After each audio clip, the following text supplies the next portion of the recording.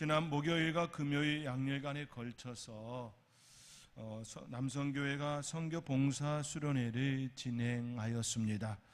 작년에 성명교회에서 효자선을 다듬고 교회 낙인을 찍어서 전도용품으로 사용할 수 있도록 도움을 요청하였습니다.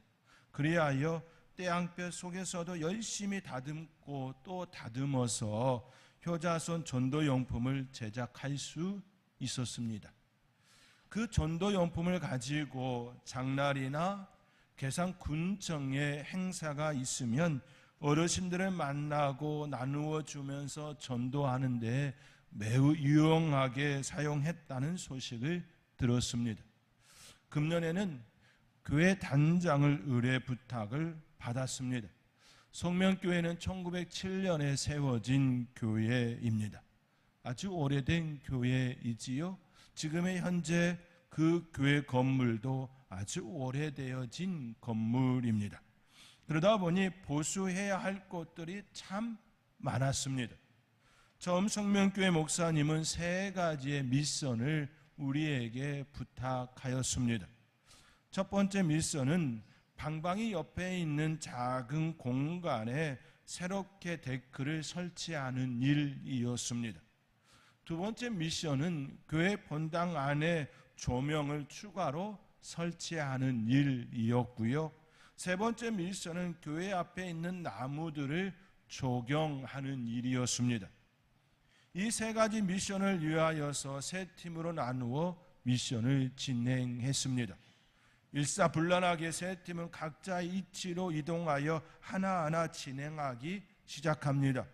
하나하나의 미션이 진행될 때마다 교회는 달라졌습니다. 어두웠던 교회 본당은 빛을 환하게 비추었습니다. 예배를 드릴 때마다 어두워서 불편하였다는 성도들이 기뻐할 모습을 상상하며 성명교회 목사님은 너무나 기뻐하였습니다. 조명이 어둡다 보니 또 연로하셔서 눈이 침침한데 성경책이 찬송가가 잘 보이지 않았던 것이지요.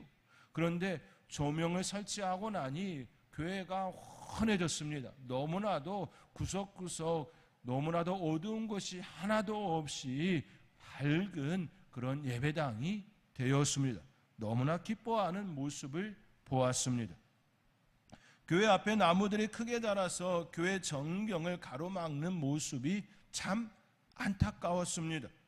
일명 조경팀이 그 나무들을 예쁘게 미용해 주었습니다. 거의 삭발하듯이 예쁘게, 아주 예쁘게 잘라 주었습니다. 나무들 때문에 교회가 보이지 않았는데 나무들을 예쁘게 조경을 하고 나니 교회 전경이 아름답게 드러나 보였습니다. 사람들이 차로 지나갈 때에 교회구나, 교회 전경이 훤히 들여다 보이는 그런 모습으로 변화를 일고게 되었습니다. 데크팀도 열심히 작업에 임하게 됩니다. 기존에 있었던 썩은 데크를 제거하기 위해 그 위에 있는 냉장고와 대형 냉장고와 싱크대 등 모든 집기류 등을 먼저 이동시켰습니다. 그리고 썩은 데크 하나하나 다 걷어내었습니다. 냉장고 집기류 걷어내고 또 그 썩은 데크를 끄집어내고 청소하는 데만 참 많은 시간이 걸렸습니다. 그리고 미리 준비된 사이즈대로 각 파이프를 재단하고 영접하여 기초 작업을 하였습니다. 그리고 그 위에 나무 데크를 예쁘게 잘 설치했습니다. 이렇게 첫날 작업은 마무리가 되었습니다. 그렇게 첫날 작업하고 나니 어둑어둑해졌습니다. 그러나 이것으로 미션이 끝나지 않았습니다. 일을 너무 잘하는 것을 보신 목사님께서는 둘째 날 사전에 예약되지도 않은 일을 그 미션을 우리에게 더 주셨습니다. 교회 입구에 주차장 경계선을 긋고 새롭게 구입한 미니버스도 주차할 수 있도록 인도한 텐트도 설치하는 일이었습니다. 인디언 텐트를 설치하기 위하여서는 기존에 있는 그 기둥은 짧아가지고 더 길게 잇는 작업도 해야 했습니다. 용접사가 용접을 하고 그 텐트를 또 설치하는 그 일을 또 하였습니다. 그리고 대망의 마지막 미션인 야외 데크 시설에 비를 막아줄 처막까지 설치함으로써 모든 미션을 완료할 수 있었습니다. 작업하기 전과 이후가 너무나 달랐습니다. 하나하나 깨끗하게 청소하고 새롭게 설치되어진 그 모습은 교회가 빛이 나는 그 모습이었습니다. 교회 안과 밖이 환해지고 참 뿌듯한 시간이었습니다. 그러나 결코 쉽지 않은 작업이었습니다. 모두가 늘 일상에서 하던 일이 아닌 그곳에 하는 일이었기 때문에 쉽지 않은 모습이었습니다. 그럼에도 불구하고 누구 하나 힘들다고 게으름 피우지도 않고 열심히 미션에 참여해 주셨습니다. 그저 감사할 뿐이었습니다. 설교 뒤에 남성교회 선교 봉사 수련회를 성도님들께 말씀드리는 이유는 오늘의 말씀의 제목과 같이 생각해 보기 위해서입니다. 한번 우리가 생각해야 될 부분이라는 것이지요. 현대 사회가 되면서 우리는 더 편한 곳, 더 안락한 곳, 더 좋은 시설을 찾아 여름나기를 하고 있습니다. 한때 우리 사이에 매우 선풍적인 인기를 끌었던 광고 영상이 있습니다. 열심히 일한 당신 떠나라. 시대의 그 풍조에 따라서 열심히 일한 떠나라 라고 하는 그런 광고였지요. 현대카드 CF였습니다.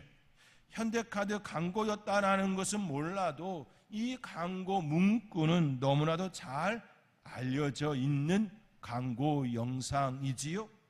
이 광고와 같이 우리 사회는 쉼을 얻기 위해 안식을 취하기 위해 일상에서 잠시 벗어나 여가를 즐기는 그런 시대가 되었습니다.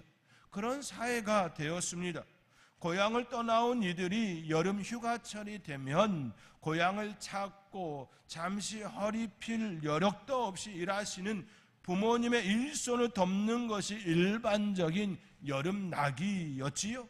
여름의 모습이었다면 점차 사회는 여가를 즐기는 방향으로 길을 열게 되었습니다. 고향 땅을 찾아가기보다는 이제는 각자의 그 안식을 취하는 조금 더 나은 곳으로 나아가는 모습이 우리의 일반적인 모습으로 변화를 갖게 되었습니다. 좋은 시설에서 여유 있는 시간을 보내는 것이 진정한 쉼이라고, 이것이 충전이라고 여기게 되었습니다. 그러한 시간이 쌓이면서 우리는 감사를 잃어버리게 되었습니다. 좋은 시설에서 여름 휴가를 보내는 것이 당연한 것이 되었을 때 오히려 우리 사회는 다른 이들과 비교하는 시선에 사로잡히게 되었습니다. 우리의 자녀들은 그것이 일반이 되었습니다. 누구는 어디에 가고, 누구는 어느 시설에서, 누구는 비행기를 타고, 누구는 어디라고 하는 그것이 그들 안에 이루어지는 이야기거리가 되어버렸습니다. 진정한 감사가 사라진 여름나기, 쉼을 얻었다라고 생각했지만 여행을 다녀오면 오히려 녹초가 되어져 버린 그 모습이 우리의 여름나기가 되어버렸습니다. 이제 더 이상 우리의 자녀들에게는 고향은 존재하지 않습니다. 고향이 사라진 세대가 되었습니다.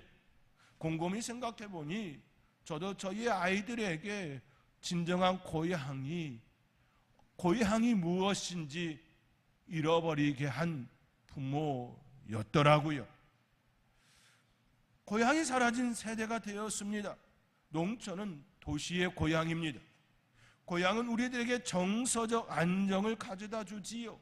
여러 많은 다양한 혜택을 우리에게 제공해 주었습니다. 고향은 그 존재만으로 우리에게 평안함을 제공합니다. 우리는 생각해야 합니다. 우리는 다시금 우리의 삶을 생각해야 합니다. 참된 안식이 무엇인지, 참된 평안이 무엇인지, 참된 소망이 무엇인지 다시금 우리 사회를 뒤돌아 보아야 합니다. 지금의 우리의 자리를 다시금 생각을 해야 합니다.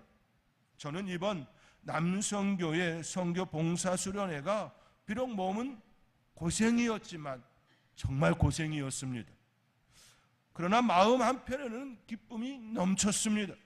이번에 참여한 모든 이들도 동일하게 생각하였을 것이라 여기고 있습니다. 몸은 고생이지만 참 잘 보냈다, 참 잘했다, 참 잘하고 돌아왔다라고 생각하고 계실 것입니다. 왜냐하면 그것은 우리들의 손길이 필요로 한 곳이었습니다. 우리들의 정성과 수고로 그 곳이 변화를 가졌기 때문이지요.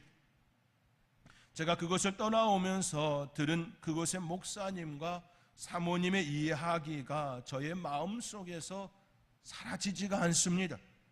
선돌교회에서 오셔서, 남성교회에서 오셔서 저희들이 8개월 동안 해도 다 못할 일을 단 이틀 만에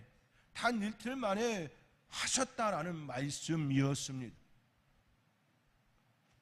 저는 이것이 참된 안식이고 보람이고 기쁨이라고 생각합니다. 우리에게 하나님께서 허락하여 주신 그 일이라 생각되어집니다. 시대가 바뀌어도 바뀌지 말아야 할 것이 있습니다.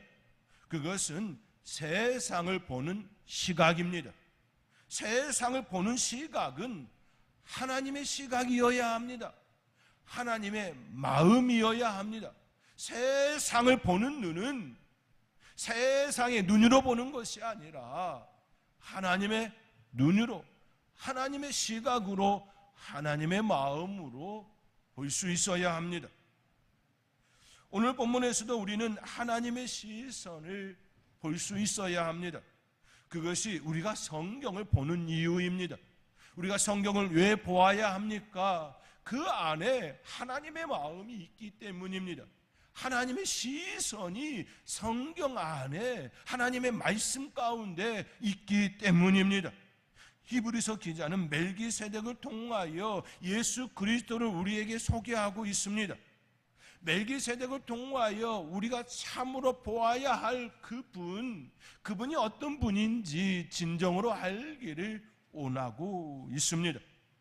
그분이 어떤 분인지, 그리고 그분의 위치가, 그분의 자리가, 그분이 어디에 머물러 있는지, 그분에 대하여 바로 알기를 원하고 있습니다. 이를 위해 멜기세덱이 가진 위치, 그가 가진 자리, 그가 가진 그 모습을 우리에게 설명하고 있습니다. 그렇다면 멜기세덱이 가진 위치는 무엇일까요? 그가 가진 자리는 어떤 자리일까요? 그가 가진 자리는 7장 1절에서 말씀하심과 같이 아브라함에게 복을 빈 자입니다. 아브라함에게 복을 빌어준 자입니다. 다시 말해 아브라함보다 더 높은 자이지요. 오늘 본문 7절의 말씀입니다. 오늘 본문 7절의 말씀 우리 함께 읽겠습니다. 논란의 여지없이. 아멘. 그렇습니다. 낮은 자가 높은 자에게 축복을 받습니다. 이를 가장 잘 반영해 주는 것이 부모와 자녀의 관계입니다. 부모가 아무리 연로하고 이제 곧 죽음을 맞이하는 시간이 되었음에도 여전히 부모는 자녀에게 축복하는 사람입니다. 자녀가 훨씬 사회적으로 출세하고 많은 업적을 이루었다고 해도 그 자녀는 그 부모에게서 축복을 받습니다. 부모가 아무리 연약하고 나약하고 곧 죽을 것 같은 그 시간에 임박해 있을지라도 자녀가 세상에서 많이 배우고 많은 것을 가지고 많은 것을 행하였다 할지라도 결코 그 자녀가 부모에게 축복하지 않습니다. 이는 태생적으로 부모가 자녀들보다 높기 때문입니다. 부모는 자녀들의 근원입니다. 마치 고향과 같습니다. 결코 자녀가 부모를 축복할 수는 없습니다. 부모가 자녀를 축복합니다. 멜기세덱과 아브라함의 관계가 그러하였습니다. 멜기세덱은 거룩한 하나님의 제사장이었습니다.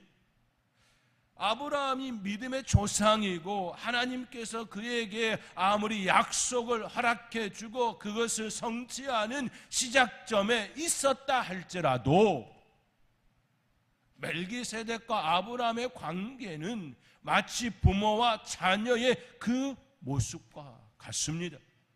거룩하신 하나님의 제사장 그 멜기세덱이 아브라함을 축복하였습니다. 그 모습을 이야기하고 있는 것이지요. 3절의 말씀과 같이 아버지도 없고 어머니도 없고 족보도 시작한 날도 생명의 끝도 없는 분이라 설명하였습니다. 그러한 존재가 바로 멜기세덱입니다. 멜기세덱은 바로 예수님을 예표하는 인물입니다. 예수님도 그러하셨지요.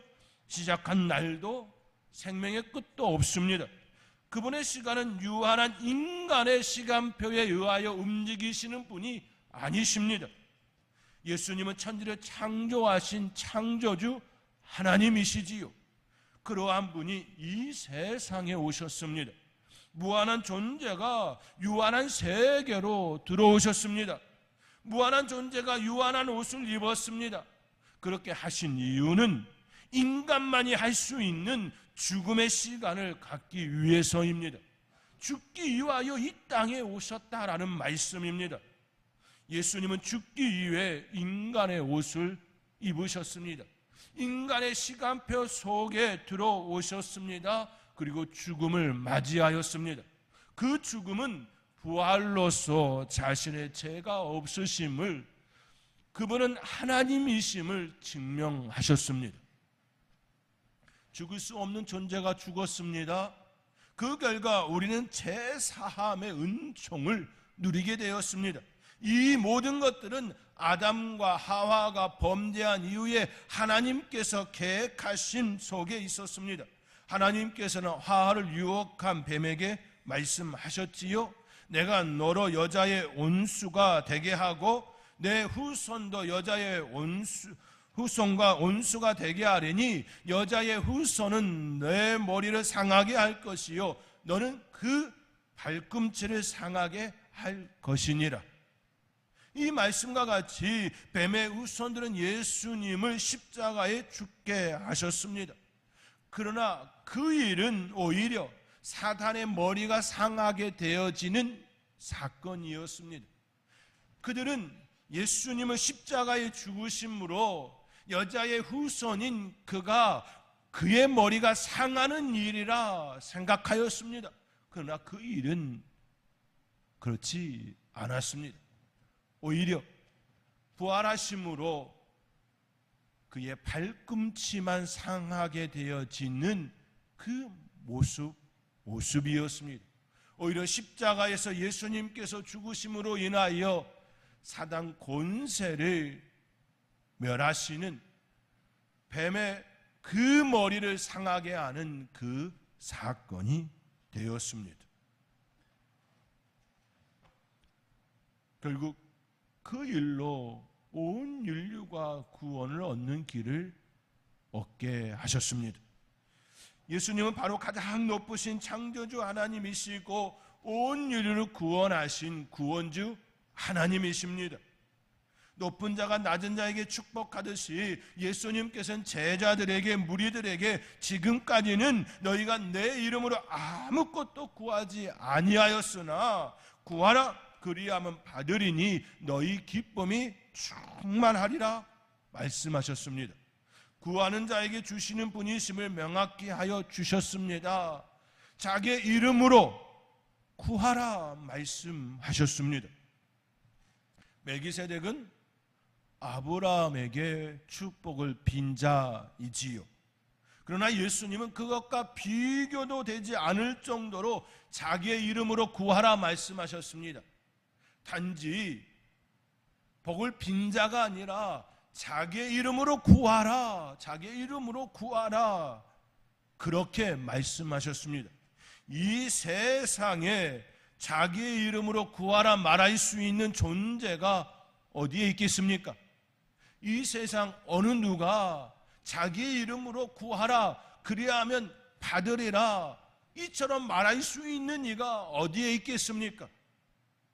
그러나 예수님께서는 그렇게 말씀하셨고 지금도 자기의 이름으로 구하는 자에게 주시고 계십니다. 이번 캄보디아 선교팀도 이 은혜를 누렸지요. 그들이 캄보디아 땅에 도착하고 그 땅에 사역지에 도착하였을 때에 비가 내렸습니다. 비가 흥건히 내려서 땅은 촉촉히, 아주 촉촉히 사역할 수 없는 그런 땅이었습니다. 그들이 예배당에 모여서 하나님께 기도하였습니다. 좋은 일기를 허락해 달라고, 비를 그쳐 달라고 그들이 구하였습니다. 예수 그리스도 이름으로 그들이 구하였습니다. 그리고 그 기도가 있은 이후 그들이 사역하는 날 동안 아주 맑은 날씨가 그 땅에 허락되었습니다. 그리고 모든 사역이 마치는 그때 비로소 비가 내렸습니다. 지금 그 땅은 우기입니다. 비가 오는 것이 일반입니다. 비가 오지 않는 것이 이상한 시간이지요. 매일 일정한 시간이 아니라 전혀 생각지도 못한 때에 비가 주룩주룩 내리는 것이 가장 일반적인 그 모습입니다. 그러나 이번 선교팀이 그 땅에 비가 오는 것을 보고 이렇게 하면 사역이 되지 않는다, 그 마음으로 예수 그리스도의 이름으로 기도하였고 그 은혜가 그 땅에 임하였습니다. 지금도 자기의 이름으로 구하는 자에게 허락해 주고 계십니다. 사랑하는 성도 여러분, 이보다 더 큰 이가 어디에 있습니까? 축복하는 자, 그가 높은 자이지요. 자기의 이름으로 구하라 말할 수 있는 자가 이 세상에 어느 누가 있습니까? 오직 예수 그리스도 외에는 없습니다. 이것이 바로 예수님의 모습이고 예수님의 자리이고 예수님의 이치입니다. 그러나 유대인들은 그것에 대하여 반기를 들었습니다. 그들의 주장은 예수님은 내 자손이 아니라는 이야기였습니다. 오직 내 자손만이 제사장 직분을 감당할 수 있다는 율법의 규례를 따라 예수님께서 제사장 직분을 감당할 수 없다고, 그리하여 예수님께서 대제사장의 직분을 감당할 수 없을 뿐만 아니라 하목 제물이 되셔서 우리의 죄를 사할 수 있는 그런 존재가 아니라고 반기를 들었던 것이지요. 히브리서 기자는 이 사실을 너무나도 잘 알고 있습니다. 그리하여 예수님이 어떤 위치에 계시는지 멜기세덱을 통하여 그들에게 분명하게 알리고 싶었습니다. 멜기세덱은 아브라함에게 복을 빈 자입니다. 앞서 읽었던 본문의 말씀과 같이 낮은 자가 높은 자에게 축복을 받습니다. 아브라함은 멜기세덱에게 축복을 받았습니다. 그런데 여기서 중요한 한 가지 포인트가 등장합니다. 그 멜기세덱이 레위 지파가 아니라는 사실입니다. 레위 지파는 아직 이 세상에 존재하지 않았던 때였습니다. 오늘 본문의 말씀에 의하면 아브라함의 허리에 있었던 때입니다. 아직 출생하지 않았다라는 뜻입니다. 오늘 본문 10절의 말씀입니다. 우리 함께 오늘 본문 10절의 말씀 함께 읽겠습니다. 이는